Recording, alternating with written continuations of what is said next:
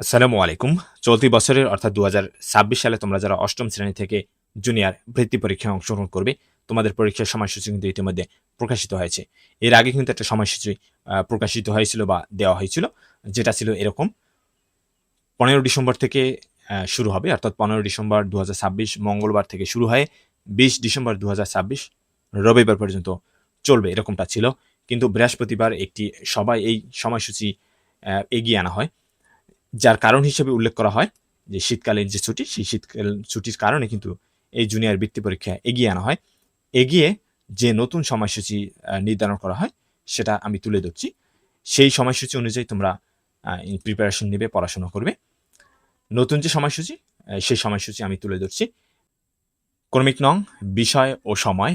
তোমাদের সকাল ১০টা থেকে শুরু হবে পরীক্ষা, যা চলবে বেলা ১টা পর্যন্ত। বিষয় কোড, তারিখ ও দিন।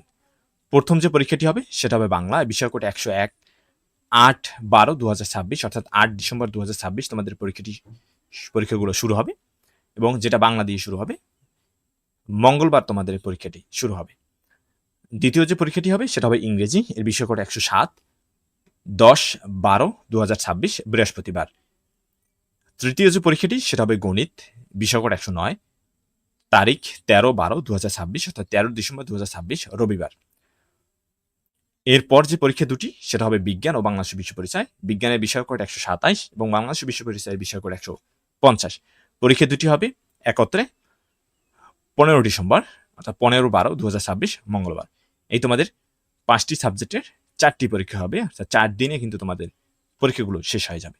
ধন্যবাদ সবাইকে। পরবর্তী যেকোনো আপডেটের জন্য আমাদের ইউটিউব চ্যানেল এবং আমাদের ফেসবুক পেজটি তোমরা ফলো করে রাখতে পারো এবং পরবর্তীতে তোমাদের অষ্টম শ্রেণীর প্রত্যেকটা সাবজেক্টের সাজেশন দেওয়া হবে। ইনশাআল্লাহ নির্ভরযোগ্য সাজেশন তোমরা পাবে এবং নির্ভরযোগ্য তথ্য আমাদের ইউটিউব চ্যানেল এবং আমাদের ফেসবুক পেজ থেকে প্রোভাইড করা হয়। ধন্যবাদ সবাইকে।